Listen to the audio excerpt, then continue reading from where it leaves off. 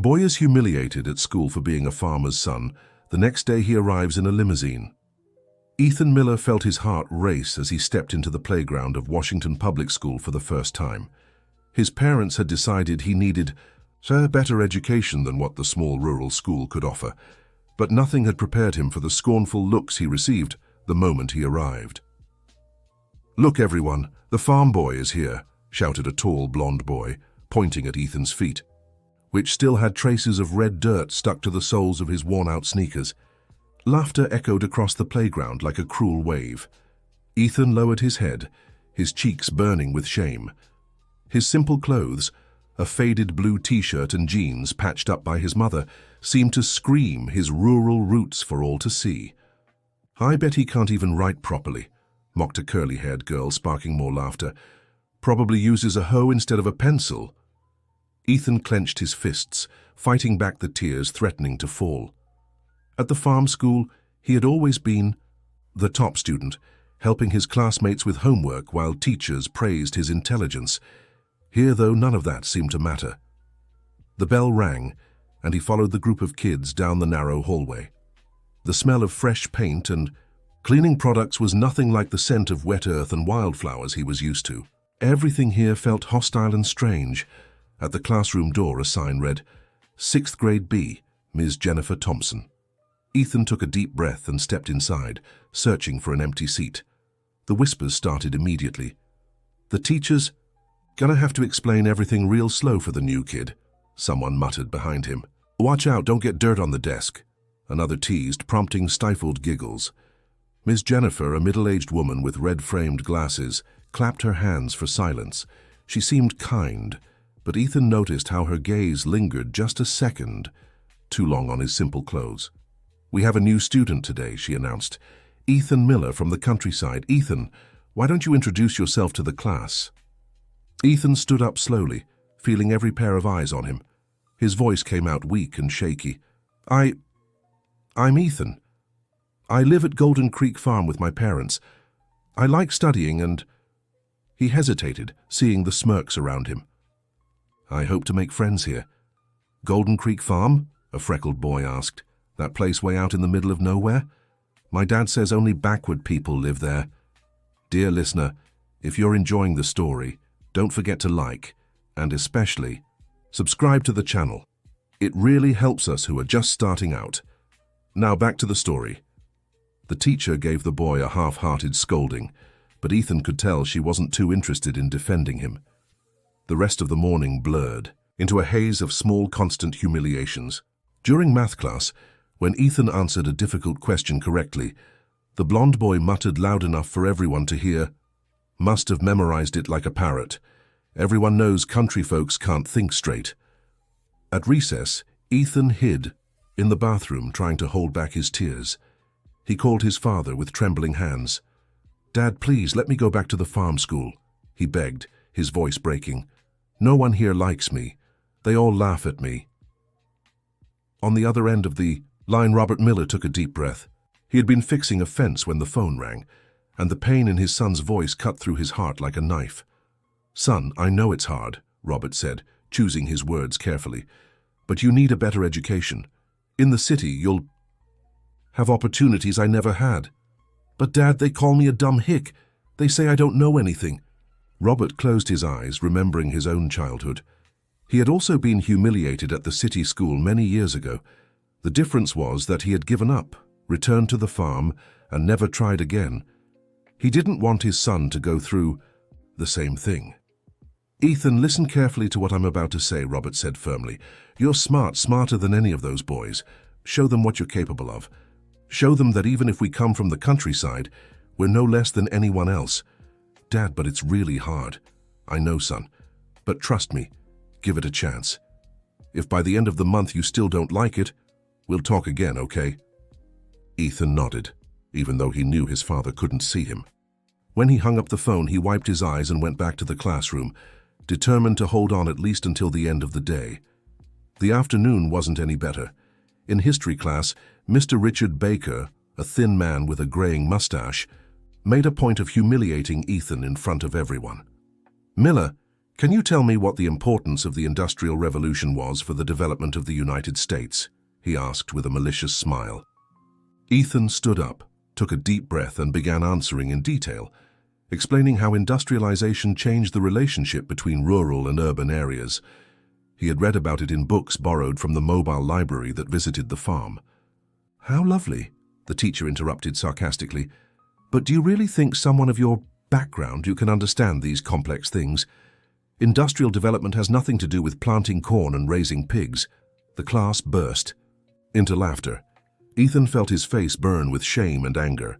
He wanted to shout that he knew about modern agriculture, that he could use computers to control irrigation, that he understood sustainability and rural technology, but the words caught in his throat. "Sit down, Miller," the teacher said dismissively. "Let's leave these discussions to those who actually understand." When the bell rang announcing the end of classes, Ethan practically ran to the bus stop. All he wanted was to get home, hug his mother, and forget about that horrible day. On that, the noisy bus ride back to the countryside, Ethan rested his head against the window and finally let the tears fall. The landscape gradually shifted from urban chaos to the green fields he knew so well. Every mile calmed him a little more. Golden Creek Farm appeared on the horizon like an oasis. It was a medium-sized property with a simple white-painted brick house surrounded by a well-kept garden where his mother grew flowers and herbs. The pens and stables were farther back, along with the small corn and soybean fields. Ethan got off the bus at the farm gate and walked up the dirt road to the house. His mother, Sarah Miller, was watering the flowers on the porch. She was a strong woman in her early 40s, with brown hair tied in a bun and hands calloused from farm work. "How was your first day, sweetheart?" Sarah asked, but one look at her son's face told her it hadn't gone well. Ethan threw himself into his mother's arms and told her everything. Every humiliation, every cruel laugh, every moment of shame. Sarah held him tight, her heart breaking at the sight of her boy's pain. "Mom, I don't want to go back there," Ethan sobbed. "They hate me. They think I'm stupid just because I live in the country." Sarah rocked him in her arms, just like she had when he was little. She glanced out the window and saw Robert approaching the house, returning from work, with his clothes dirty from soil and sweat. "Ethan, go take a shower and rest for a bit," Sarah said softly. "Your father and I will talk and then we'll decide what to do, okay?" Ethan went up to his room, a simple but cozy space with a single bed, a wooden desk where he did his homework, and shelves full of books he borrowed from the mobile library. He flopped onto the bed and hugged his pillow, trying to forget the cruel voices still echoing in his head. Downstairs, Sarah told Robert everything that had happened. The man listened in silence, clenching his fists at every detail of the humiliation his son had endured. "Robert, we can't let the boy suffer like this," said Sarah, her voice heavy with pain. "He could study right here, at the rural school. He was happy there." Robert stood and walked to the window, gazing at the fields golden under the late afternoon sun. He thought of his own story, of the opportunities he'd lost by giving up too soon. "Sarah, I know it's hard for him," he finally said, "but if we give up now, he'll never get the chance to prove his worth. Those city kids need to learn that intelligence has nothing to do with where you're born." "But the boy is suffering, Robert." "I know," he sighed. "But sometimes we have to go through tough times to grow. Ethan is strong, he'll make it."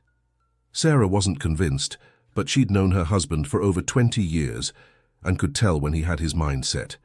She went upstairs to check on Ethan, who had fallen asleep from emotional exhaustion.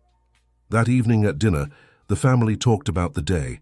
Ethan was calmer, but still reluctant to go back to school. "Dad, at the farm school I was respected," Ethan argued.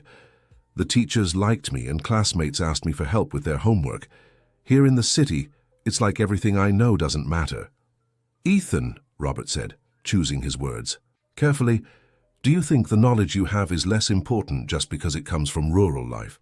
"No, Dad, but they do." "Then it's time to show them they're wrong," Sarah said, surprising both her husband and son. "If you give up now, you'll always wonder if you could have proved them wrong." Ethan looked at his parents, seeing the confidence in their eyes. He took a deep breath and nodded. "Okay, I'll try one more week." The next morning, Ethan prepared for another day at school with a heavy heart. He put on his best outfit, a navy blue polo shirt his mother had bought especially for the new school, and tried to tame his unruly hair. On the bus, he mentally reviewed his lessons, determined to show he knew just as much as any of those city boys. When he arrived at school, the taunts started immediately. "Hey, look, the farm boy's back," the blonde boy shouted. "Thought you'd given up and gone back to milking cows." Ethan ignored the comment and walked straight to class. During English class, Ms. Jennifer asked the students to read a passage from a book about the environment. When it was Ethan's turn, he not only read flawlessly, but also made insightful comments about conservation and sustainability. "Very good, Ethan," the teacher said, sounding genuinely impressed. "You have some very interesting knowledge on the subject." "It's because he actually lives in the sticks," the freckled boy muttered. "Probably sees animals dying every day." Ethan felt anger rise, but he took a deep breath and steadied himself. Instead of lashing out, he decided to use knowledge. "Actually," Ethan said, standing up, "on our farm we practice sustainable agriculture. We use crop rotation, organic composting, and spring preservation. It's cutting-edge technology applied to the countryside." The room fell silent. Even the most hostile classmates seemed impressed by Ethan's technical knowledge. "And did you know," continued Ethan, gaining confidence, "that American agribusiness is one of the most advanced in the world? We produce food for hundreds of millions of people using techniques that many developed countries still haven't mastered." Ms. Jennifer smiled, clearly surprised and impressed. Some students whispered among themselves, seeming to see Ethan in a new light for the first time. "Thank you for your contribution, Ethan," said the teacher. "You've brought a very valuable perspective to our discussion." During recess, instead of hiding in the bathroom, Ethan decided to sit on a bench in the yard and watch the other students. He noticed a boy sitting alone reading a book under a tree. He was a skinny kid with glasses who also didn't seem to fit in very well. Ethan walked over slowly. "Hi," Ethan said. "Mind if I sit here?" The boy looked up, surprised. It was Kevin Wilson, the son of a mechanic, who was also often teased for being quieter and more studious than the others. "Sure," Kevin said, closing his book. "You're Ethan, right? People give you a hard time." "Yeah," Ethan sighed. "What about you? Seems like you're not too popular around here either." Kevin gave a bitter laugh. "Not at all. They think I'm too nerdy. My dad's a mechanic, so I'm not rich like some of them, but I'm also not interesting like you, coming from a farm." "Interesting?" Ethan laughed. "They call me a dumb hick." "Yeah," Kevin said, "but at least you have a story. I'm just the mechanic's kid who likes to read." The two boys talked the entire recess. Ethan discovered that Kevin was really smart, and that they had a lot in common. Kevin, in turn, was fascinated by Ethan's stories about life on the farm. "Wait, you guys really have a computerized irrigation system?" Kevin asked, eyes shining. "Yep. My dad installed it last year. We control everything from our phones. It's pretty cool." "Dude, that's amazing. I love tech, but I never thought about its applications in farming." When classes resumed, Ethan felt a little better. Having a friend at school made all the difference. During science class, he and Kevin paired up for a project on local ecosystems. "How about we study the ecosystem of your farm?" Kevin suggested. "There must be some really interesting things there." "Great idea," Ethan agreed, excited for the first time since arriving at school. Their science teacher, Mrs. Wilson, approached the pair. "What are you two researching?" she asked. "We want to study the rural ecosystem, ma'am," Kevin explained. "Ethan lives on a farm and can give us first-hand information." "Excellent choice," the teacher said, smiling. "It'll be very enriching to have that practical perspective." For the first time since coming to school, Ethan felt proud. Finally, someone saw value in his rural background. At the end of the EPO day, while waiting for the bus, Kevin asked a question that left Ethan thoughtful. "Ethan, have you ever thought about how cool it would be if more people knew what the countryside is really like? Not the stereotypical version people imagine, but how it actually is." "What do you mean?" "We could do a bigger project, show the whole school how a modern farm works, break down these silly prejudices." Ethan liked the idea, but was still afraid of more exposure. What if it went wrong? What if people just made fun of him even more? When he got home, he told his parents about the day, including his new friendship with Kevin and the project idea. "Son, that's wonderful," Sarah said, hugging Ethan. "You're finding your way." Robert was proud too, but there was something in his eyes Ethan couldn't quite read. It was as if his father was keeping some kind of secret. That night, after Ethan went to bed, Sarah confronted her husband. "Robert, you have to tell him," whispered Sarah. "The boy is suffering, trying to prove his worth, and you know our situation is very different from what he imagines." Robert sighed deeply.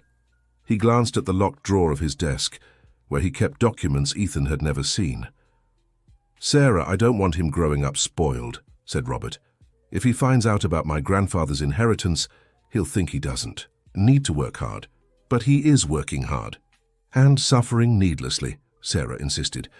"Robert, you own properties in 3 states, investments that earn more in a month than most people make in a year. Why hide it from him?" "Because I grew up simple, Sarah. My father hid our wealth from me until I turned 18. He said he wanted me to learn the value of things." "But Ethan has already learned. Look how studious, responsible, and hard-working he is. He doesn't need to be humiliated to learn values." Robert fell silent, reflecting on his wife's words. He knew she was right, but it was hard to change a mindset he'd carried for so long. "Let me think about it a little longer," he finally said. "If things get much worse, I'll tell him." Sarah wasn't satisfied with the answer, but she knew her husband and understood pushing him wouldn't help. In the following days, Ethan and Kevin worked on their rural ecosystems project. They spent an afternoon at the farm, and Kevin was amazed by everything he saw. "Ethan, this is incredible," Kevin exclaimed, staring at the automated irrigation system. "It's more high-tech than some city businesses." "Yeah," said Ethan, feeling proud. "My dad always says modern agriculture depends heavily on technology." Kevin took several photos and made detailed notes. They measured water quality in the creeks, catalogued different plant and animal species, and studied soil conservation methods. "Dude, we're gonna crush this presentation," Kevin said excitedly. "No one will believe how much cool stuff is here." Ethan smiled, feeling a confidence he hadn't had in weeks. Maybe things really could get better. Dear listener, if you're enjoying the story, don't forget to like and especially subscribe to the channel. It helps us newcomers a lot. Now, back to the story. On presentation day, Ethan wore a dress shirt borrowed from his father, and Kevin styled his hair with gel. They were nervous but confident in the work they'd done. "Our project is about the ecosystem of Golden Creek Farm," Kevin began, "and how modern agriculture can be sustainable and tech-driven." Ethan took over, explaining technical details about crop rotation, organic composting, and biological pest control. He showed impressive photos and data he'd collected. "Did you know a sustainable farm can produce 30% more food using 20% less water?" Ethan asked the class, who listened in complete silence. Even the classmates who usually mocked him seemed interested. The blonde boy, who always called him a hick, asked a technical question Ethan answered easily. "And all this is controlled by computer?" a girl in the front row asked. "Yes," Ethan replied. "My dad monitors soil moisture, temperature, weather forecasts, all from his phone. It's precision agriculture." Mrs. Wilson was clearly impressed. "Congratulations, boys," she said. "You've brought a fantastic perspective on how science and technology can be applied to farming. Ethan, your practical knowledge really enriched the project." For the first time since arriving at the school, Ethan received genuine applause from his classmates. Some even approached him after class to ask questions about the farm. "Ethan," said the curly-haired girl who had mocked him on the first day, "I'm sorry for what I said before. I didn't know you did such cool things on the farm." Ethan smiled, feeling a weight lift off his shoulders. "It's okay," he said. "We're always learning new things, right?" During recess, Ethan and Kevin were invited by other classmates to sit with them. It was the first time Ethan truly felt included at school. "Ethan, how did you learn all this stuff?" asked a boy named Dylan. "By living on the farm, helping my dad," Ethan explained. "And by reading a lot, too. The mobile library always brings books about agriculture and technology." "That's so cool," said one of the girls. "I always thought farming was just planting and harvesting." "No," Ethan laughed. Nowadays, there's a lot of studying, planning, and technology involved. It's pretty complex. The following weeks were much better for Ethan. He had found his place at school, made real friends, and earned the respect of his classmates and teachers. Kevin became his best friend, and they spent afternoons studying together, both at school and on the farm. One day, Ms. Jennifer made an announcement. That got everyone excited. "Everyone, we've received a very interesting proposal," she said. "The Department of Education is organizing a regional academic competition. Each school can nominate 3 students to represent them." Ethan's heart raced. He had always done well in competitions at the rural school, but could he compete with students from expensive private schools? "Ms. Jennifer," Kevin asked, "what are the criteria for choosing the representatives?" "We'll look at grades, class participation, and especially the recent projects presented," the teacher explained, looking directly at Ethan and Kevin. "For you two are definitely on the list of candidates." Ethan smiled, feeling a mix of pride and nervousness. When he got home, he shared the news with his parents. "Son, we're so proud," Sarah said, hugging Ethan. "You deserve this opportunity." Robert was proud too, but there was still that strange expression on his face, as if he were wrestling with some inner decision. "Ethan," Robert said slowly, "no matter the outcome of the competition, what matters is that you're showing your worth, proving that intelligence has nothing to do with where someone is born." "Thanks, Dad," Ethan said. "If I'm chosen, I'll do my best." That night, Sarah again tried to convince Robert to tell Ethan the truth. "Robert, the boy is doing well now. He's happy. But what if he finds out by accident? What if someone in town knows about our financial situation and tells him? He'll feel betrayed by us." Robert sighed, looking out the window at the moonlit fields. "Sarah, my grandfather left properties in Nebraska, Kansas, and Kentucky. Besides the land, there are bank investments, shares in agricultural companies. If I told Ethan everything, he'd be one of the richest kids in school. And what's wrong with that?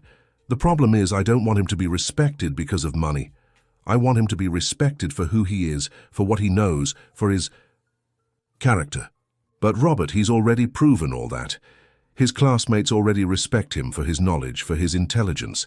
Hiding our situation isn't protecting him, it's making him vulnerable." Robert thought about his wife's words. Maybe she was right. Maybe it was time to be honest with their son. The following week, the 3 school representatives for the academic competition were announced. Ethan Miller, Kevin Wilson, and Madison Taylor, an exemplary student who always got the best grades. Ethan was overjoyed at the news. He immediately called his father. "Dad, I made it. I was chosen to represent the school in the competition." "Congratulations, son," said Robert, his voice filled with emotion. "I knew you could do it." "Dad, the competition is in Denver next month. There will be students from really expensive private schools. I'm a little nervous." "Ethan, you'll do just fine. Trust me." When he hung up the phone, Robert made a decision. It was time to tell his son everything. But first he needed to take care of a few things. That afternoon, Robert made a call to Denver. "Hello, Attorney Harrison. This is Robert Miller from Golden Creek Farm. I need to speak with you about some investments." Attorney James Harrison had been managing the Miller family's assets for over 20 years. He had been Robert's grandfather's lawyer and continued handling their affairs after the old man passed away. "Robert, so good to hear your voice," said the attorney. "How's the family?" "Everyone's fine, attorney. Listen, my son is going to participate in an academic competition in Denver next month. I think it's time he learned about our situation." "Ah, finally," the attorney laughed. "Robert, I always said hiding this from the boy wasn't necessary. You have one of the largest rural fortunes in the state and live like small-time farmers." "I know, attorney, but I wanted him to grow up with values, to understand the worth of things. And from what you tell me, he has. He's a hard-working, responsible young man. Robert, you own farms that bring in millions a year, investments in multiple companies, urban properties. Ethan has a right to know." "You're right. I'll tell him after the competition." "How about I pick you up in Denver?" the attorney suggested. "I can show Ethan some of the family's properties there." Robert hesitated for a moment, then agreed. All right, attorney, but nothing too extravagant. I don't want to shock him. Leave it to me, Robert. It'll be perfect. Meanwhile, Ethan was preparing intensely for the competition. He and Kevin studied together every afternoon, reviewing math, English, science, and history. Madison also joined the study group, and the three became a tight-knit team. Ethan, are you sure you'll be able to afford the trip to Denver? Kevin asked, concerned. My dad's already working overtime to save up for the ticket. Ethan grew thoughtful. His parents had never mentioned financial struggles, but he knew running a farm was expensive. My dad said it's not a problem, Ethan replied. He always figures things out. In truth, Robert had already booked plane tickets and a luxury hotel for the family, but hadn't told Ethan yet. He wanted it to be a surprise. At school, news of the competition had sparked a lot of interest. Even the classmates who used to mock Ethan now treated him with respect and admiration. Ethan, said the blonde boy who used to call him a hick. I wanted to apologize for what I said before. I was wrong. It's okay, Tyler, Ethan replied, generously. Everyone has prejudices sometimes. What matters is that we learn and change. That's true. And man, after that project of yours on sustainable agriculture, I got really interested in the subject. My dad's thinking about investing in agribusiness. Ethan smiled, pleased to see how people could change when they learned the truth. Week before the competition, Ethan was studying at home when he overheard his mother talking on the phone. He couldn't catch the whole conversation, but picked up a few strange words. Investments, properties, administrator. Mom, Ethan asked when Sarah hung up, was that about the farm? Sarah hesitated for a moment. Yes, son, just taking care of some paperwork. Ethan found the answer evasive, but didn't press further. He had other things on his mind. The night before their trip to Denver, Robert finally decided to tell his son part of the truth. Ethan, sit here with me, Robert said, pointing to the living room couch. I need to tell you something important. Ethan felt his heart race. His father's serious tone worried him. Son, our family has a history you don't fully know, Robert began. My grandfather, your great-grandfather, was one of the first settlers in this region. He acquired a lot of land over his lifetime. I know, Dad, you've told me that before. Yes, but what I haven't told you is that this land is worth a lot of money now. Plus, my grandfather made investments that still pay off today. Ethan looked at his father, confused. So you mean we're rich? We're comfortable, Ethan, very comfortable. But I always wanted you to grow up simply, to learn the value of things, to understand that what matters is a person's character, not how much money they have. Ethan processed the information slowly. Dad, why did you hide this from me? Because I wanted you to be respected for who you are, not what you have. And look how well it turned out. You've won over your classmates with your intelligence, knowledge, and character. Money wasn't necessary for that. Ethan nodded, starting to understand his father's reasoning. And tomorrow, at the competition? Tomorrow, you'll learn a few more things about our family, Robert said with a mysterious smile. But always remember, you're smart and capable with or without money. What you've achieved at school is all your own doing. That night, Ethan struggled to sleep. His mind buzzed with his father's revelations and the nerves about the upcoming competition. The next morning, the family prepared for their trip. Ethan was surprised when his father announced they'd be flying, not taking the bus as he'd imagined. Dad, isn't flying kind of expensive? Son, it's a special occasion, Robert said. You deserve it. At the airport, Ethan was impressed by how at ease his parents seemed. They appeared accustomed to the environment, which puzzled him even more. During the flight, Sarah held her son's hand. Ethan, no matter what happens today or tomorrow, always remember how proud we are of you. You're a special boy, smart, kind. That's priceless. When they arrived in Denver, Ethan expected to take a taxi to the hotel, but was stunned to see a well-dressed man in a suit waiting for them with a sign bearing their family name. The Miller family, the man asked politely. I'm Attorney Harrison's driver. He asked me to pick you up. Ethan looked at his parents, confused. Who's Attorney Harrison, Dad? An old family friend, son. You'll meet him. The car was a luxurious black sedan. Ethan had never ridden in something so comfortable. During the drive, he watched the big city through the window, struck by the contrast between this sophisticated urban world and his simple life on the farm. They were taken to a 5-star hotel downtown. Ethan gaped at the elegant lobby, the crystal chandeliers, the red carpet. "Dad, this hotel must be crazy expensive," Ethan whispered. "Don't worry about that now, son," Robert said. "Just enjoy the experience." In their room, a luxurious suite with a city view, Ethan flopped onto the king-sized bed and laughed nervously. "Wow, it feels like I'm dreaming," he exclaimed. Sarah and Robert exchanged a glance, knowing this was only the beginning. That evening they dined at an upscale restaurant. Ethan felt out of place at first, but soon adjusted to the refined atmosphere. "Dad," Ethan said during dinner, "I'm starting to realize our situation is very different from what I thought." "Yes, son. And tomorrow you'll understand even more." "But does this change anything between us?" "Of course not," said Sarah quickly. "You're still our beloved son, still the same smart and hard-working boy. Money doesn't change who you are inside." Ethan smiled, reassured by his mother's words. The next day was the competition. Ethan woke up early, nervous but determined. He put on his best outfit, a white dress shirt and black pants, and got ready to face students from the best schools in the region. The competition was held in a modern auditorium at a private university. There were about 50 participants, representing public and private schools from various towns. Ethan met Kevin and Madison at the entrance. The three hugged, united by friendship and their shared representation of their school. "Hey, Ethan," Kevin teased.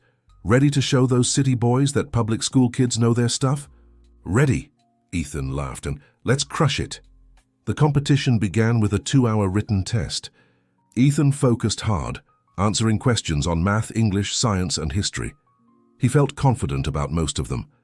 After the test, there was a lunch break. Ethan ate with his parents at a nearby restaurant, trying to relax and prepare for the second round. "How was the test, son?" Sarah asked. "I think it went well, Mom. Some questions were tough, but I knew most of the answers." "I'm sure you did great," Robert said proudly. In the afternoon, the second round began, oral presentations where each student had to speak on a randomly drawn topic. Ethan took a deep breath when his name was called. His topic was sustainability. In American agriculture, Ethan smiled. It was exactly the subject he knew best. He stepped onto the stage with confidence and began speaking about precision farming, soil conservation, efficient water use, and organic production. He cited technical data, explained complex processes, and gave practical examples from his family's farm. The audience, teachers, parents, and fellow students, listened in complete silence. Even the competitors from expensive private schools seemed impressed by Ethan's technical knowledge. The United States has the potential to lead the global sustainable agriculture revolution, Ethan concluded. But that will only happen if we invest in education, technology, and environmental respect. And it's not just big companies' responsibility. Every rural property, every farming family can make a difference. When he finished, Ethan received enthusiastic applause. He stepped off the stage smiling, seeing the pride in his parents' eyes. Kevin and Madison also did well in their presentations. Kevin spoke on technological innovation and Madison on inclusive education. Dear listener, if you're enjoying the story, don't forget to like and subscribe to the channel. It really helps us newcomers out. Now back to the story. As they waited for the results, the three friends chatted excitedly about the experience. "Ethan, man, you were amazing," Kevin said. "I've never seen anyone talk about farming with such authority." "It's true," Madison agreed. "You sounded like an expert." Ethan smiled, feeling fulfilled. Regardless of the outcome, he knew he'd given his best. When the winners were announced, Ethan's heart raced. First place was called Ethan Miller from Washington Public School.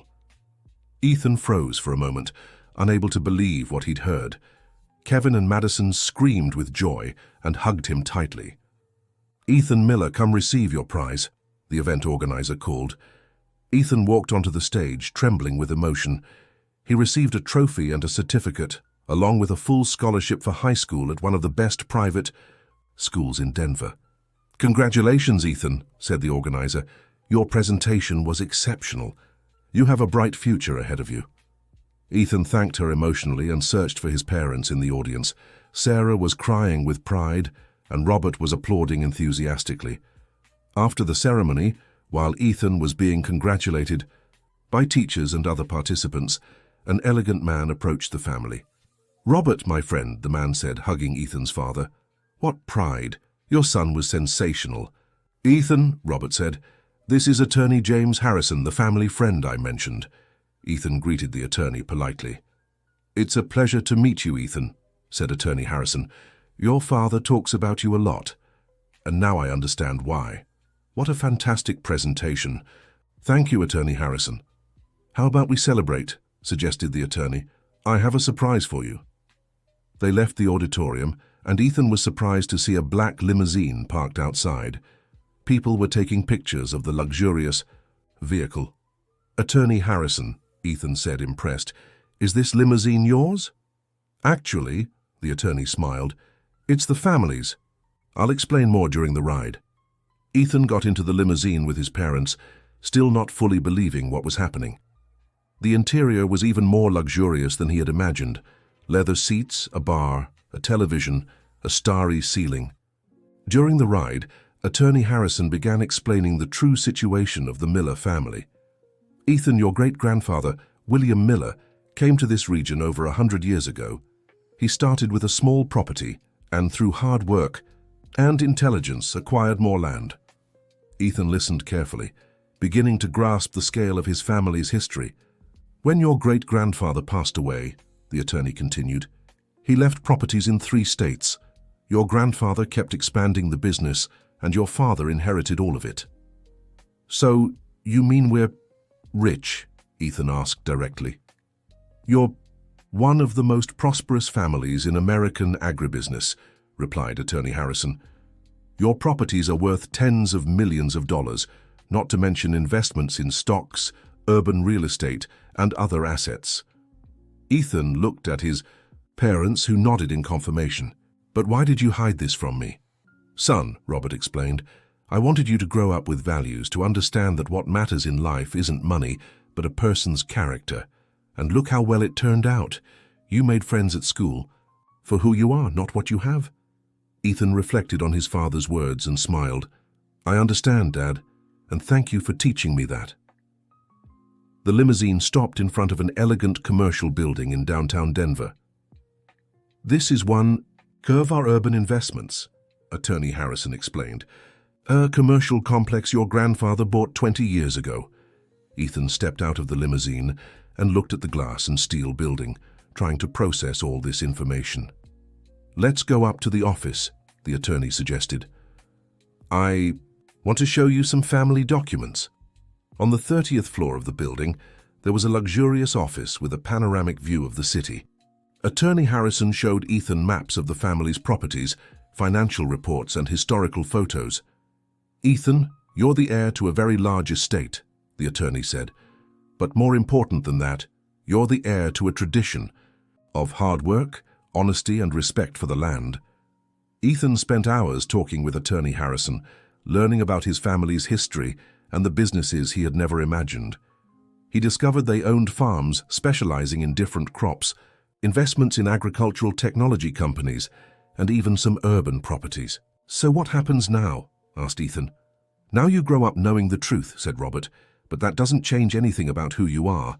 You're still the same smart, hard-working, honest boy." "And when I turn 18? asked Ethan. "When you turn 18, explained Attorney Harrison, you'll be able to actively participate in managing the family's assets. But until then, there's a lot to learn." Ethan nodded, feeling both excited and overwhelmed by all those revelations. By late afternoon, they returned to the hotel. Ethan spent some time alone in his room, reflecting on everything that had happened. In a single day, he'd won an academic competition and discovered his family was far wealthier than he'd ever imagined. He thought about his classmates, especially those who had mocked him when he first arrived. How would they react if they knew the truth? And Kevin, his best friend, would anything change between them? During dinner, Ethan talked to his parents about his concerns. "Dad, Mom, I don't want this situation to change who I am, said Ethan. I like my simple life on the farm. I like my friends. I like studying and working. And it won't change, sweetheart, said Sarah. You can live simply whether you're rich or poor. What matters are your values, your upbringing, your character. Son, added Robert, you have a big responsibility now. This wealth isn't just yours. It belongs to generations of our family. You need to take care of it, make it grow, and use part of it to help others.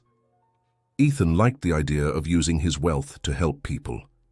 How so, Dad? You could invest in rural education, create exchange programs between city and country students, fund research on sustainable agriculture. The possibilities are endless. Ethan smiled, beginning to envision a future where he could make a difference. The next day, they returned to the farm. During the flight, Ethan thought about how he'd explain everything to Kevin and his other friends. When they got home, Ethan went straight to his room. Everything was exactly as he'd left it. The books, on the shelf, the simple desk, the single bed. It was comforting to know this was still his place in the world. On Monday, Ethan went back to school. He'd decided not to tell anyone about his family's financial situation, at least not yet. He wanted to see if things would stay the same. "Hey, champ," shouted Kevin, running to hug his friend. "Tell me everything. How was the competition?" Ethan smiled and talked about the test, the presentation, and winning first place. The whole class gathered around him, eager for details. "Ethan, you're an honor to our school," said Miss Thompson. "Congratulations." "Thank you, Miss Thompson.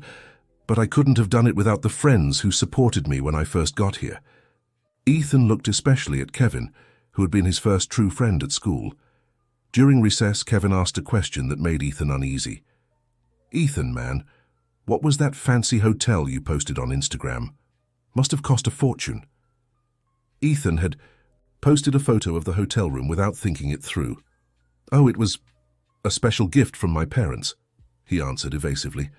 Kevin seemed to accept the explanation, but Ethan realized it was getting harder to hide the truth. In the days that followed, Ethan tried to keep his normal routine, studying, helping his dad on the farm, hanging out with friends. But he knew everything had changed. He was carrying a huge secret, and it made him restless. One afternoon, while helping his dad check the irrigation system, Ethan brought up what was bothering him. "Dad, it's hard pretending at school like nothing's changed," said Ethan. "I feel bad lying to my friends." "You're not lying, son," replied Robert. "You're just not telling the whole story. There's a difference." "But what if they find out on their own? What if they think I was tricking them?" Robert stopped working and looked seriously at his son. "Ethan, remember why I hid our situation from you for so long? So I could learn values." "Exactly. And you did. Now you get to choose how to use that information. Whether you tell your friends or not is up to you, but always remember, true friends will like you with money or without it." Ethan nodded, but he still felt confused about what to do. A week later, something happened that forced Ethan to make a decision. Kevin was going through financial troubles at home. His father had lost his job, and the family was struggling to pay the bills. "Ethan," Kevin said during lunch at school, "I think I'll have to drop out and get a job to help at home." Ethan's heart sank. Kevin was his best friend and one of the smartest kids in school. He couldn't let him quit. "Kevin, don't do that," Ethan said. "You're really smart. You've got a bright future ahead. But it's no use, man. My family needs money now." Ethan thought quickly. He could help Kevin financially, but that meant revealing his secret. After a moment of hesitation, he made his choice. "Kevin, I need to tell you something, but promise it stays between us." "Of course, man. Go ahead." Ethan took a deep breath and told him everything, discovering his family's wealth, the competition in Denver, the limousine, the investments. Kevin listened in stunned silence. "Man, are you serious?" Kevin asked, still not believing it. "I am, and I want to help your family. I can talk to my dad about giving your father a job at the farm, or I can help directly with the bills." Kevin was quiet for a long moment, processing everything. "Ethan, I don't know what to say. You've always been my friend. But now Does this change everything? Why would it? Ethan asked, worried. I'm still the same person. I know, but you're actually rich, man, and I'm just the son of an unemployed mechanic. Ethan stood up and put a hand on his friend's shoulder. Kevin, you were my first friend at this school. You stood up for me when everyone else was making fun of me.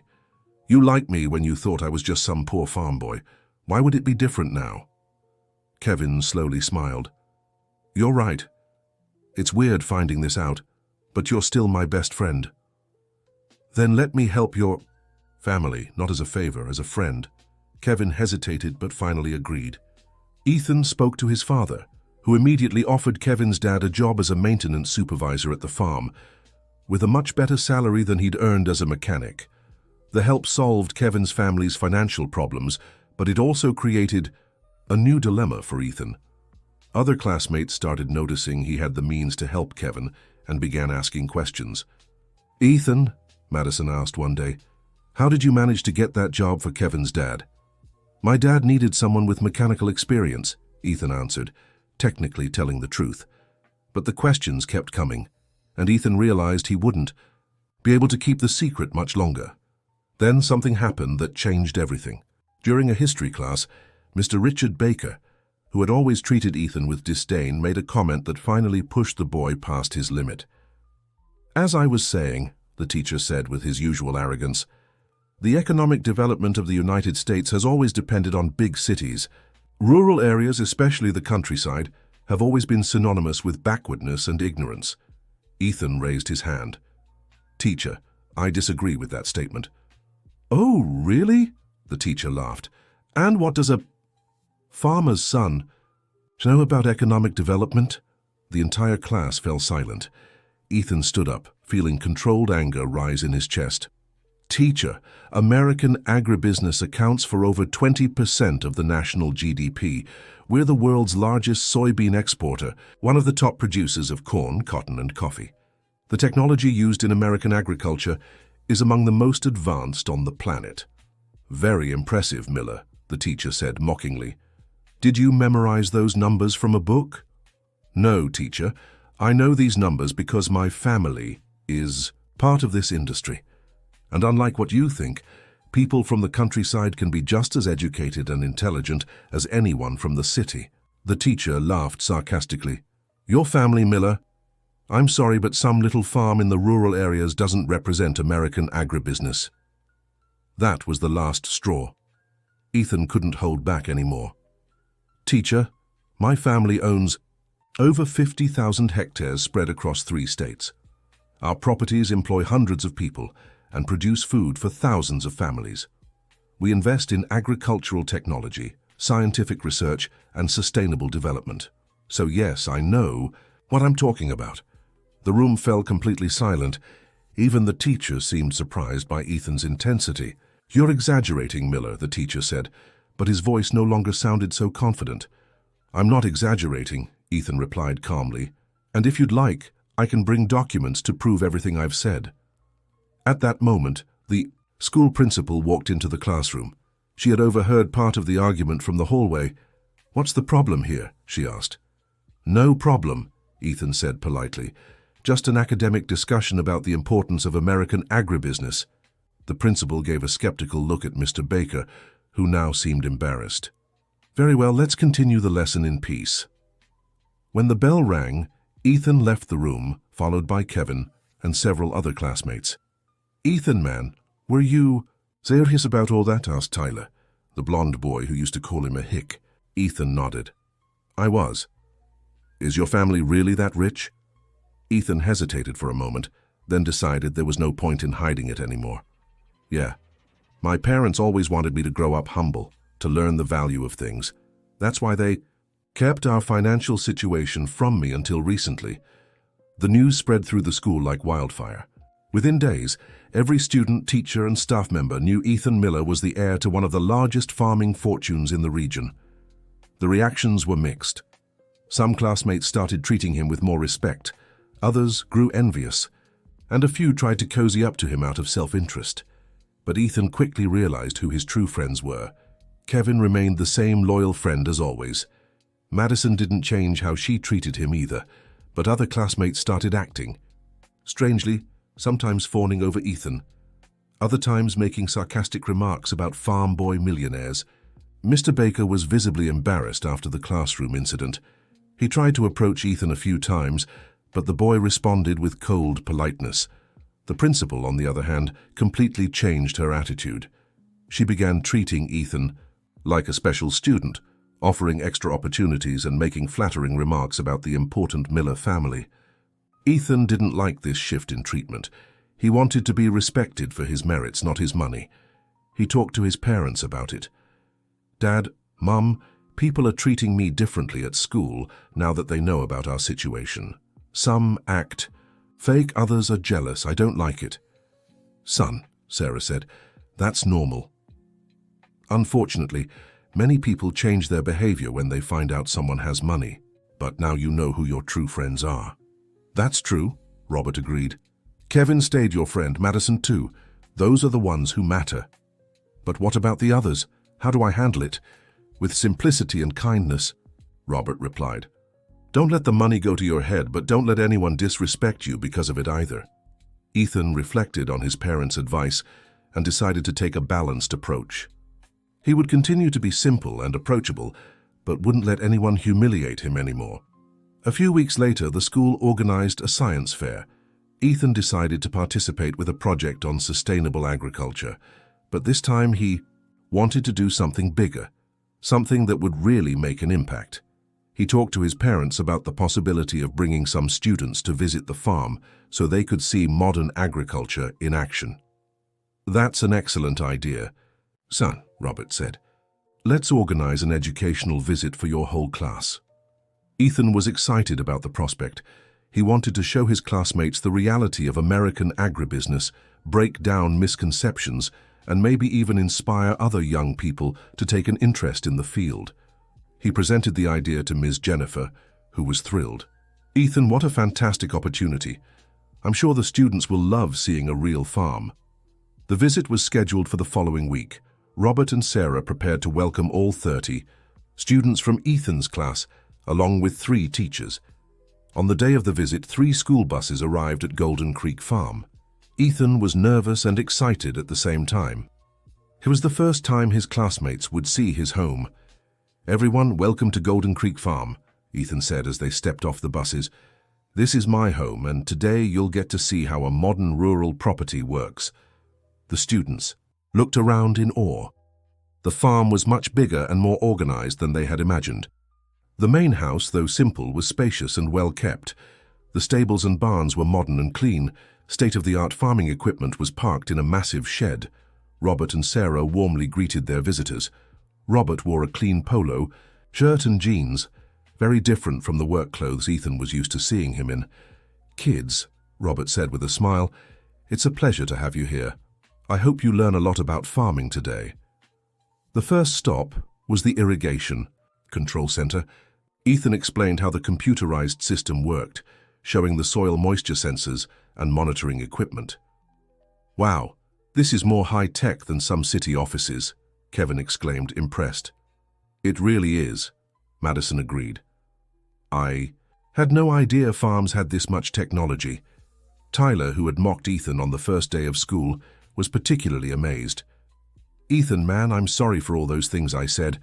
I had no idea any of this was here." Ethan smiled generously. "It's okay, Tyler. We can only judge what we know, right? That's why it's important to keep learning new things." The next stop was the organic production area, where Sarah grew vegetables without pesticides. She explained composting, biological pest control, and crop rotation. "Mrs. Miller," one girl asked, "is it true that organic food is healthier?"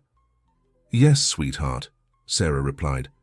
"And besides being healthier, it's better for the environment too." Later, they visited the soil analysis lab, where a technician explained how tests were done to determine what nutrients the land needed. "Dude," one boy whispered to his friend, "this looks like something out of a movie." Ethan listened to the comments and felt proud of his family and his rural roots. The most impressive visit was to the machine shed. Robert showed them state-of-the-art tractors, computerized harvesters and drones used for aerial crop monitoring. "This tractor costs more than a house," Robert said, pointing to a massive machine.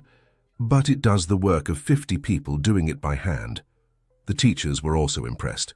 Ms. Jennifer approached Ethan. "Ethan, thank you for giving us this experience. I'm learning as much as the students." Even Mr. Richard, who had humiliated Ethan in class, seemed embarrassed by what he was seeing. "Ethan," he said, walking up to the boy, "I want to apologize for my behavior in class. I was wrong about rural development." Ethan looked at the teacher seriously. "Mr. Richard, we all have biases. What matters is recognizing when we're wrong and trying to learn. You're right, and you taught me an important lesson today." During lunch, served on the porch of the main house, the students eagerly talked about everything they had seen. "Ethan," Madison said, "your family does amazing work here. It's farming, but it's also science, technology, and caring for the environment." "Thank you, Madison. That's what I've always tried to explain. The countryside isn't backward. It can be as modern as anywhere." Kevin walked up to his friend. "Man, now I get why you've always been so smart. Growing up in a place like this must teach you a lot about life." "It's true, Kevin. But what taught me the most were my parents. They always valued education, hard work, and respect for people." By late afternoon, as the buses prepared to leave, many students said goodbye to Ethan, promising to visit again. "Ethan," Tyler said, "you completely changed how I see the countryside. Maybe I'll even study agriculture." "That'd be great, Tyler. Farming needs smart, passionate young people." After everyone had left, Ethan sat on the porch with his parents to talk about the day. "How do you feel, son?" Sarah asked. "I feel fulfilled, Mom. I think today I showed my classmates that the countryside is a place of knowledge, not ignorance." "And more importantly," Robert added, "you did it without arrogance, without using money to impress. You used knowledge and education." Ethan smiled. "Dad, I understand now why you hid our financial situation for so long. If I'd known from the start that we were rich, maybe I wouldn't have worked so hard to earn my classmates' respect on my own merit." "Exactly, son. And now you know. You can be respected whether you're rich or poor. What matters is your character." In the weeks that followed, Ethan's life at school changed completely, but for the better. He had earned his classmates' genuine respect, not because of money, but because of his knowledge and manners. Many students became more interested in rural topics. The school library added new books on agriculture, sustainability, and rural technology. Ethan also started thinking about how he could use his future inheritance to make a difference. He talked to his parents about creating scholarships for rural youth, funding research on sustainable farming, and organizing exchanges between urban and rural schools. "Son," Robert said, "you're thinking like a true heir of the Miller family. Not just preserving our legacy, but using it to make the world better." One day, Ethan received an unexpected offer. The principal called him into her office. "Ethan, I got a call from the Department of Education. They want to invite you to be a youth ambassador for the state's rural education program. What do you think?" Ethan was surprised and honored by the invitation. "What would that mean, Principal?" "You'd visit other schools, give talks about modern agriculture, participate in educational events. It would be a way to share the knowledge you have." Ethan liked the idea, but wanted to talk to his parents before accepting. At home, Robert and Sarah were proud of the offer. "Son, this is a unique opportunity," said Sarah. "You could help break down prejudices in many schools." "It's true," Robert agreed, "and you might inspire other young people to value the countryside and education." Ethan accepted the invitation. Over the following months, he visited dozens of schools in the region, always accompanied by his parents. He spoke about sustainable agriculture, rural technology, the importance of agribusiness, and most of all, how it's possible to be young, modern, and from the countryside all at once. In every school he visited, Ethan saw the same transformation that had happened in his own school. Surprised students discovering that rural life wasn't synonymous with backwardness. Teachers learning about the complexity of modern farming. Prejudices being broken down through knowledge. During one of these visits, something special happened. Ethan was giving a talk at a school in a nearby town when he noticed a boy at the back of the room who seemed particularly interested but also shy. After the talk, the boy approached. "Ethan, my name is Dylan. I also live on a farm, but I'm embarrassed to tell my classmates." Ethan smiled understandingly. "Why embarrassed, Dylan?" "Because they'll laugh at me, call me a hick." Ethan knelt to be at the boy's eye level. "Dylan, listen carefully to what I'm about to say. I went through the same thing. On my first day at my new school, I was humiliated, called a dumb hick. But you know what I learned?" "What?" "I learned we shouldn't be ashamed of where we come from. We should be proud. The countryside feeds the world, Dylan. Without agriculture, there'd be no civilization. But what if they laugh? If they laugh, you show them what I showed my classmates, that you know things they don't, that you have unique knowledge, that you can teach them about important things." Dylan smiled timidly. "Do you think I can do it?" "I know you can, and if you need help, you can call me. I'll give you my number." Ethan gave Dylan his phone number and also spoke with the boys, parents offering support and guidance. Cases like Dylan's repeated themselves in many schools. Ethan realized there were many rural youth suffering the same prejudices he had faced. This motivated him even more to continue his educational work. At his own school, Ethan organized a sustainable agriculture club, where interested students met weekly to study and discuss rural topics. Kevin became the club's vice president, Madison the secretary, and even Tyler joined the group. "Ethan," Tyler said during a club meeting, "I've decided I want to study agricultural engineering. Your talk changed my life." "That's great. Tyler, you'll make an excellent agronomist." The club grew quickly and began developing practical projects. They created an organic garden at the school, organized sustainability awareness campaigns, and even visited other farms in the area. The club's success caught the attention of local media. A regional newspaper ran a story about Ethan and his work, combating prejudice against rural life. The article was titled, "Rural Youth Turns Prejudice into Knowledge." Ethan was photographed on the farm, standing in a cornfield explaining precision agriculture. The story gained attention beyond the region. Ethan began receiving invitations to speak in other cities, universities, and even national agribusiness events. At one of these talks, Ethan met other young people from rural areas who were also making a difference in their communities. They formed a support network, sharing experiences and developing joint projects. A year after his first speech, Ethan was invited to speak at the country's largest agribusiness event. It was a unique opportunity to share his message with thousands of people. "Son," Robert said on the day of the trip, "you've grown so much since that first difficult day at school. I'm so proud of you." "Thank you, Dad, but none of this would have happened if you hadn't insisted I stay in school, even when I wanted to give up. You were the one who had the courage to face the challenges and turn them into opportunities." At the national event, Ethan stepped onto the stage in front of an audience of over 3,000 people, farmers, agribusiness leaders, researchers, and politicians. "My name is Ethan Miller," he began, "and 2 years ago, on my first day, at a new school I was humiliated for being a farmer's son." The crowd fell silent, curious to hear his story. Ethan shared his journey, the initial humiliation, his parents' determination, discovering his family's wealth, winning the academic competition, and the gradual change in attitudes at his school. "I learned that the problem wasn't me. Being from the countryside," Ethan said, "the problem was that people didn't understand rural life. Once they did, the prejudice disappeared."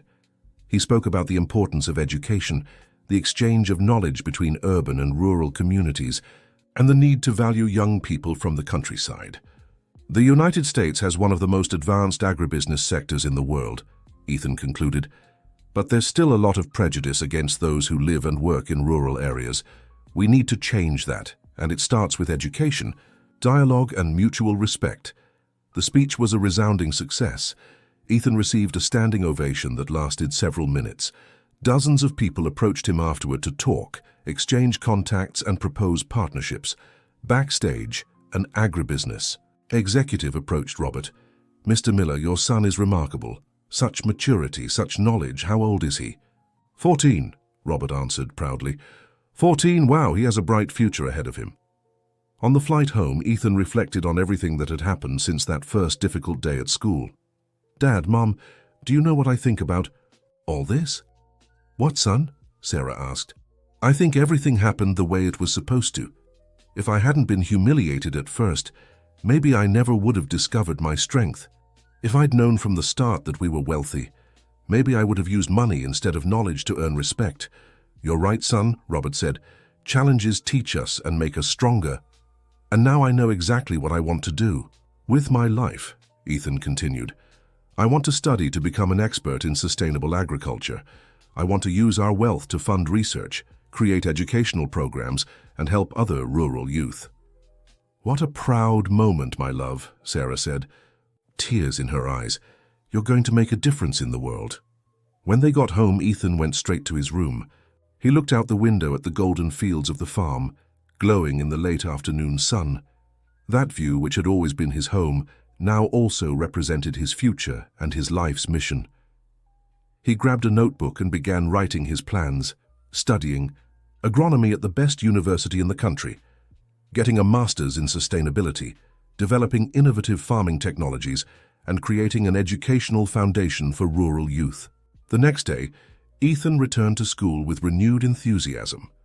During recess, he gathered with Kevin, Madison, and other members of the Agriculture Club. "Listen up, everyone," Ethan said. "I have a proposal for you. How about we create a permanent exchange program between our school and rural schools in the area?" "What do you mean?" asked Kevin. "City students would spend a few days on farms learning about agriculture. Country students would come to the city, experiencing different realities. Everyone would learn from everyone else." "I love the idea," exclaimed Madison. "How can we make it happen?" Ethan smiled. "Leave it to me. My family can fund the project, and I already have contacts at several rural schools." In the following months, the exchange program became a reality. Dozens of students participated in the exchanges, breaking down prejudices and building bridges between different worlds.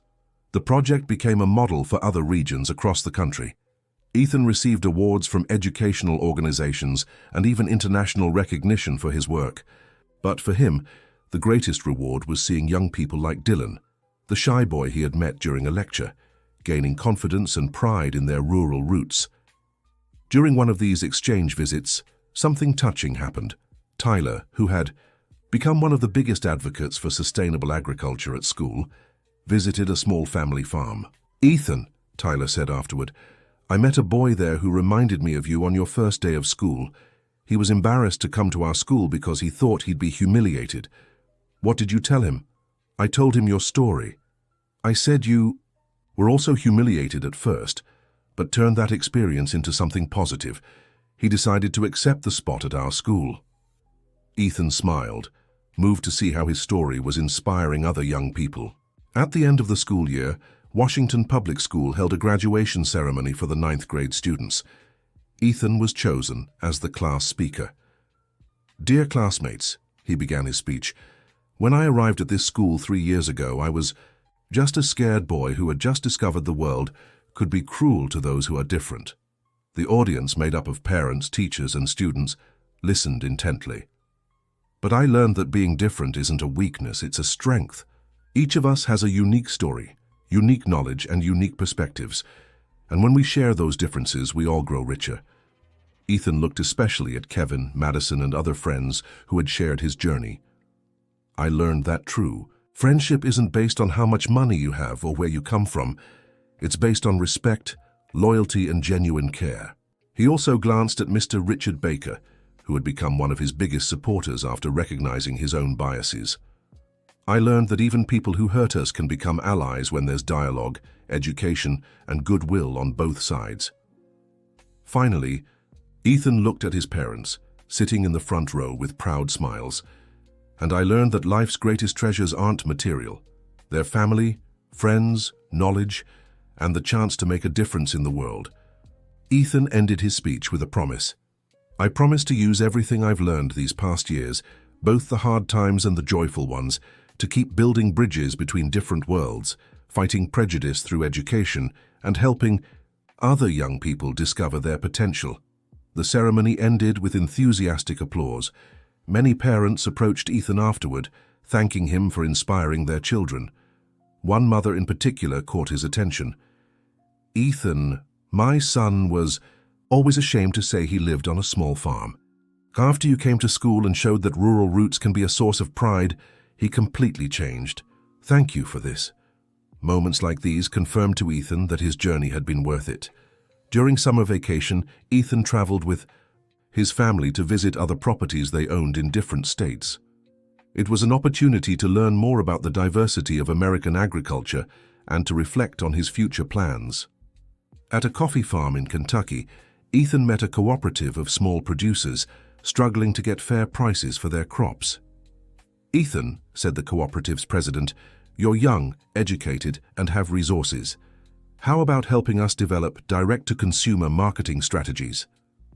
Ethan liked the idea and spent 2 weeks working with the cooperative, developing an online sales plan that allowed small producers to sell directly to urban consumers, cutting out middlemen and increasing their profit margins. "Son," said Robert, watching Ethan work with the cooperative members, "you have a gift for connecting people and solving problems. That'll be very useful in the future."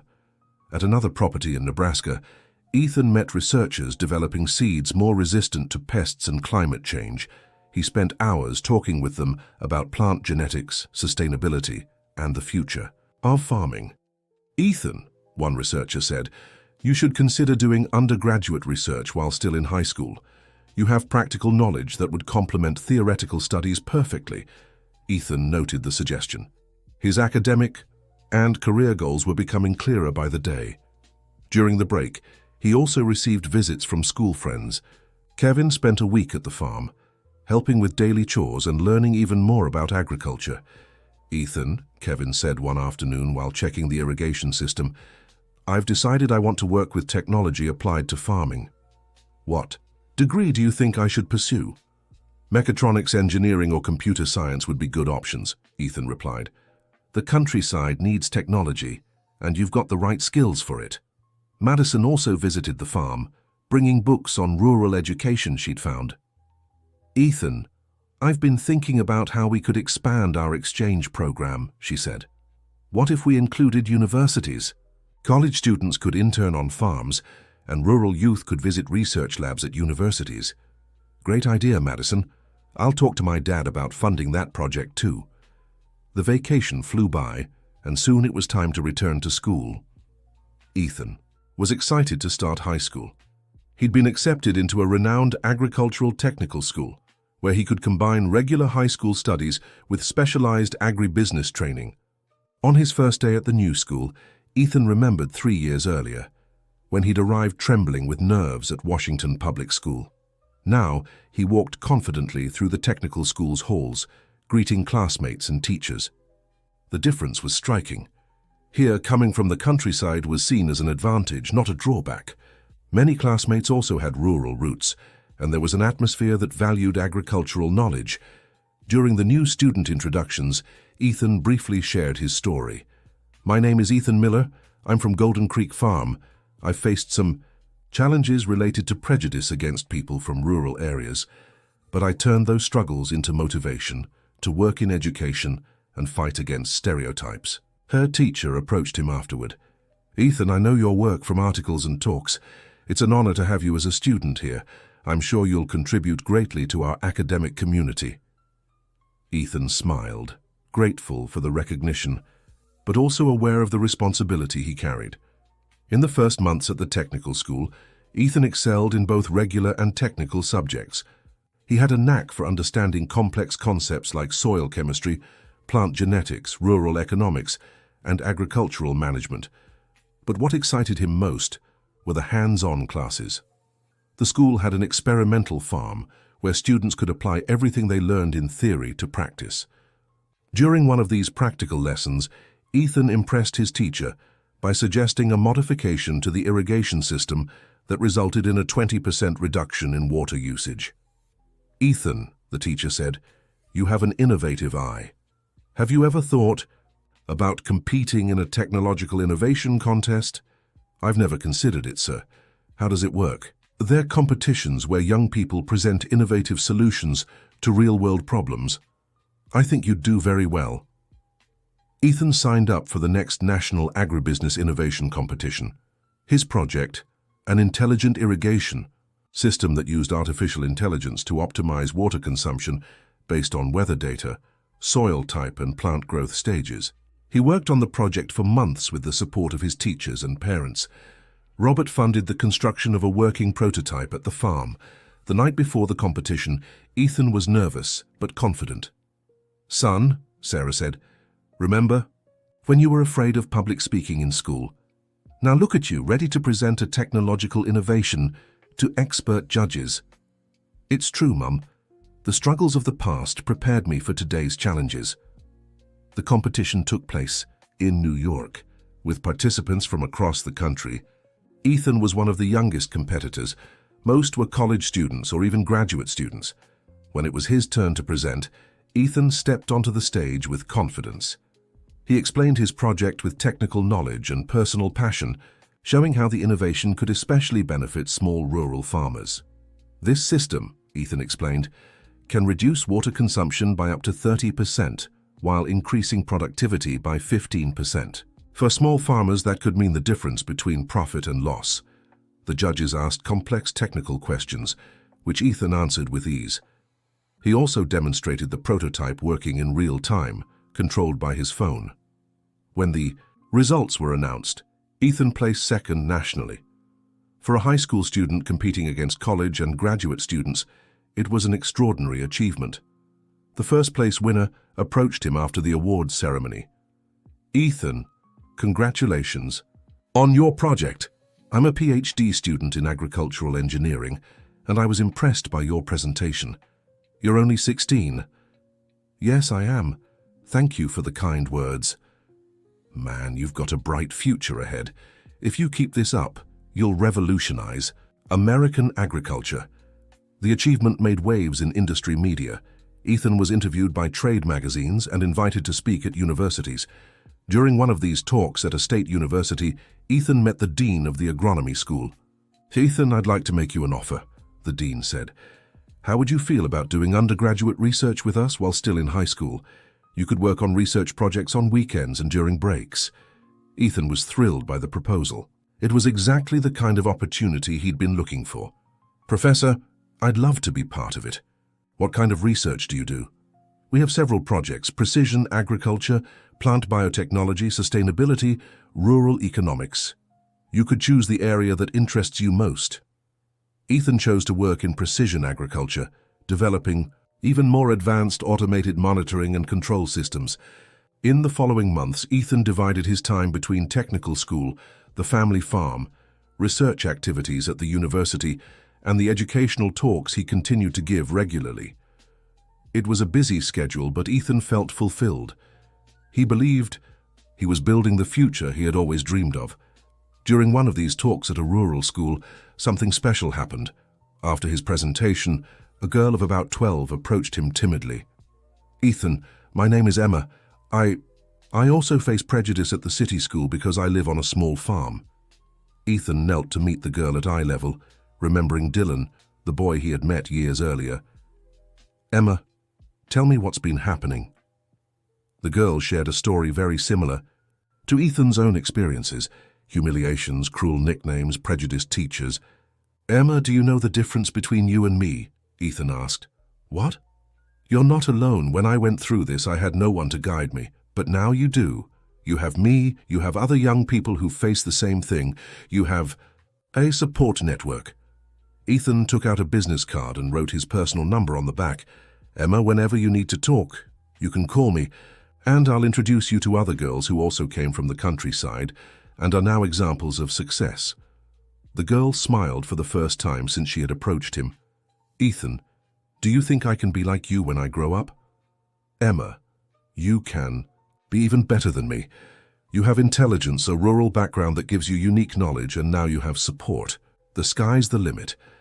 This encounter with Emma left a deep mark on Ethan. He realized his mission was only just beginning. It wasn't enough to overcome his own prejudices. He needed to create lasting structures to help other rural youth. That evening, Ethan talked to his parents about an ambitious idea. "Dad, Mom, I want to start a foundation," Ethan said during dinner. an organization that offers psychological, educational, and financial support to rural youth facing prejudice. In urban schools, Robert stopped eating and looked seriously at his son. "Ethan, that's a huge responsibility, are you sure?" "I am, Dad. I've met dozens of kids like Emma over the past few years. They need support, guidance, opportunities. Our family has the resources to make this happen." Sarah held her son's hand. "My love, I'm so proud of you. Barely out of your teens and already wanting to change the world." "I don't want to change the whole world, Mom. I want to change the reality for kids going through what I went through. If I can help 100, 200 kids, it'll be worth it." Robert thought for a few minutes. "All right, son, we'll create this foundation, but I want you to finish your studies first. You still have 2 years of high school ahead." "Of course, Dad. I can plan while I study." Over the next 2 years, Ethan devoted himself intensely to his studies while developing the foundation project.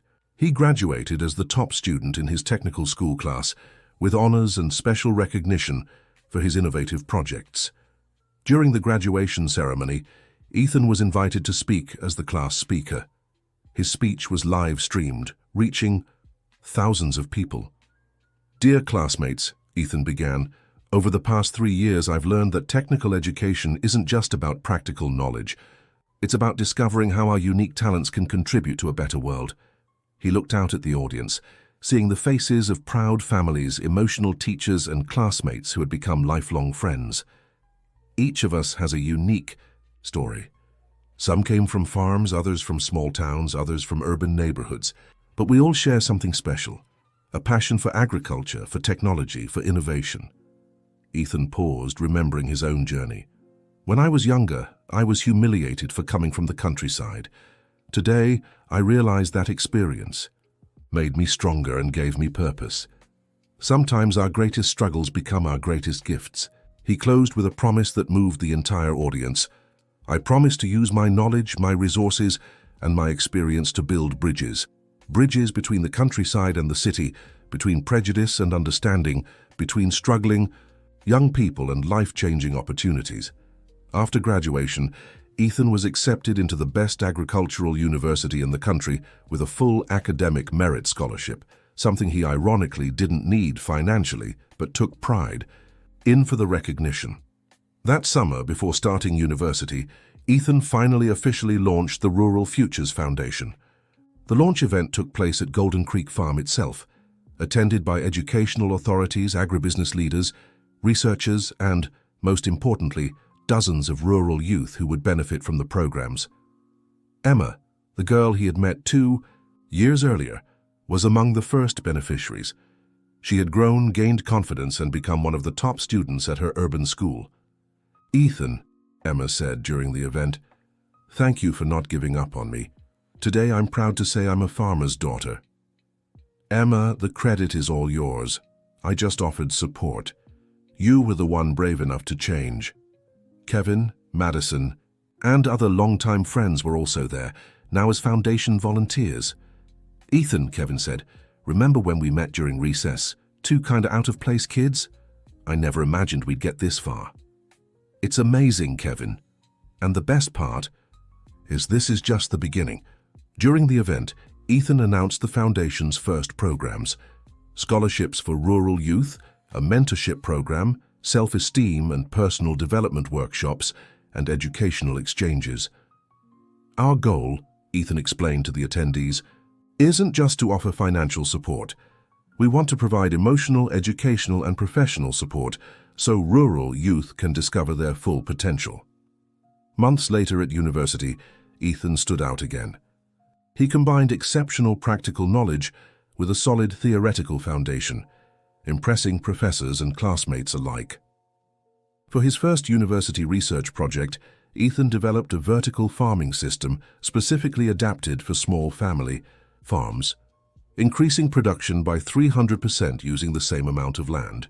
"Ethan," his advisor said, "this project has the potential to revolutionize family farming in the United States. You should consider patenting this technology." "Professor, I'd rather make it freely available to small farmers. What matters is that they have access to innovation." That decision sparked some controversy at the university, but also admiration for Ethan's generosity. During university breaks, Ethan dedicated himself full-time to the foundation. He visited beneficiaries, developed new programs, and continued his educational talks. On one of those visits, he reunited with Dylan, the first boy he had helped years earlier. Dylan was now in high school and had become a student leader at his school. "Ethan, I wanted to show you something," Dylan said, holding up a trophy. "I won first place at the regional science fair with a project on sustainable farming." Ethan smiled proudly. "Dylan, what an incredible achievement. Tell me about the project." "I developed a composting system that reduces organic waste decomposition time by 80%. The idea came from your talks on sustainability." "Dylan, you're walking the same path I did, using knowledge to solve real problems." "Yeah, Ethan. And you know what else? Now it's my turn to help other farm boys at my school. We created a support group based on your foundation's model." Ethan was moved to see how his influence was multiplying. "Dylan, this is better than any award I've ever won. Seeing you help others is proof our work is making a difference." At the end of his second year of college, Ethan received a surprising offer. A multinational agricultural technology company offered him a senior researcher position with a six-figure salary and the chance to work with the world's top scientists. "Ethan," the company representative said, "you're an exceptional talent. At just 20, you already have patented innovations and international recognition. We want to invest in your potential." Ethan was tempted by the offer, but something bothered him. "Can I have a few days to think it over?" "Of course, but don't take too long. Opportunities like this are rare." That night, Ethan talked to his parents about the offer. "Son," Robert said, "it's a tempting offer. You could earn a lot of money and have access to incredible research resources." "It's true, Dad, but I'd be working for a company, focused mainly on profit. What about the foundation and the young people I need to help?" Sarah hugged her son. "Ethan, you already know the answer. You're just looking for confirmation." Ethan smiled. "You're right, Mum. I know my place is here in the United States, working directly with our people." The next day, Ethan politely declined the multinational's offer. "Thank you for the opportunity," he told the representative, "but I have commitments I can't abandon." "Ethan, you're turning down a brilliant international career. Are you sure?" "I am. My mission is here, helping rural youth discover their potential. To me, that's worth more than any salary." This decision reinforced Ethan's reputation as someone driven by purpose, not money. In his final year of college, Ethan developed his thesis on social and technological integration in American family farming. The work combined technical innovation with social impact, showing how accessible technology could transform the lives of small farmers. The thesis was so well received that Ethan was invited to present it at international conferences. But true to his principles, he chose to present it first at national events, especially those focused on family farming. At his college graduation, Ethan was chosen as the class speaker for the second time in his academic life. This time, though, his speech was different. "Dear classmates," Ethan began before an audience of over 1,000 people. 8 years ago, I was a scared boy who arrived at a new school and was humiliated for coming from the countryside. Murmurs of curiosity spread through the crowd. Today, I graduate as an agricultural engineer with internationally recognized technological innovations, and I lead a foundation that has helped over 500 rural youth. But do you know, my greatest achievement? Ethan paused dramatically. My greatest achievement is turning pain into purpose, prejudice into motivation, humiliation into determination to help others. He pointed to the audience where Emma, Dylan, and dozens of other young people he'd mentored over the years sat. There are young people who were also humiliated, who also faced prejudice, who also thought about giving up. But they didn't. And today, they're examples of resilience and success. The audience rose in a prolonged standing ovation. My message to you, Ethan concluded, is simple. Our origins don't determine our destiny. Our determination does. It doesn't matter where you come from, What matters is where you're going and how many people you can help along the way. After graduation, Ethan had several options: pursue a master's degree abroad, work for big corporations, or follow an academic career. But his choice was different. He decided to return to Golden Creek Farm and turn it into the country's largest research and development center for sustainable agriculture, entirely focused on benefiting small and medium-sized producers. "Dad," Ethan said on the day he announced his decision, "I want to turn our farm into a living laboratory for agricultural innovation, a place where theory and practice come together to create real solutions." Robert hugged his son proudly. "Ethan, that was always my secret. Hope, to see you take over the family business, but in your own way with your purpose. And Mom," Ethan continued, turning to Sarah, "I want you to oversee the social aspect of the projects. No one understands better than you how to support rural families." Sarah cried with emotion. "My son, what an honor to work with you on this mission." 2 years later, the Center for Sustainable Agricultural Innovation at Golden Creek Farm became a national benchmark. Researchers from across the country visited to learn about the innovations developed by Ethan and his team. But what made Ethan proudest were the stories of transformation from the young people supported by the foundation. Emma had been accepted into a state university to study veterinary medicine. Dylan had developed an urban farming project being implemented in several cities. Dozens of other young people had found their career paths with confidence and pride in their roots. One Sunday afternoon, Ethan stood on the farmhouse porch gazing at the golden fields. Kevin, now his partner in agricultural technology development, joined him. "Ethan, have you ever stopped to think about everything that's happened since you arrived at that school 10 years ago?" Ethan smiled. "I think about it every day, Kevin. If someone had told me back then that I'd turn the humiliation into motivation to help hundreds of young people, I wouldn't have believed it. And now, what's the next dream?" Ethan pointed to the horizon. "I want the Rural Futures Foundation to reach every state in the United States. I want no rural kid to go through what I did without support. I want the countryside to be seen as a place of innovation, not backwardness." "You'll make it happen, man. If anyone can do it, it's you." At that moment, Ethan got a text on his phone. It was from a 13-year-old girl from rural Georgia. "Hi Ethan, my name's Olivia. I saw your talk on YouTube. I also get teased at school for coming from a farm. Can you help me?" Ethan smiled and immediately typed a reply. "Hi Olivia, of course I can help. You're not alone. Let's talk tomorrow over video call. Everything will be okay, I promise." He put his phone away and looked back at the fields. His journey had begun with humiliation and tears, but had turned into purpose and hope. And now, with every young person he helped, every prejudice he broke, every bridge he built between the countryside and the city, Ethan knew he was fulfilling his true life's mission. The boy who had arrived on a school bus, scared and humiliated, had become a man who would reach thousands of young people through technology, knowledge, and above all, love. And this was only the beginning of a story that would keep multiplying through every transformed life. The end. So, what did you think of Ethan's journey? From that tough first day at school to becoming an example of resilience and helping others? Tell us in the comments. Have you ever faced a similar situation in school? Do you know someone who overcame prejudice like this? Your opinion means a lot to us. Don't forget to like and subscribe to the channel for more heartwarming stories like this one.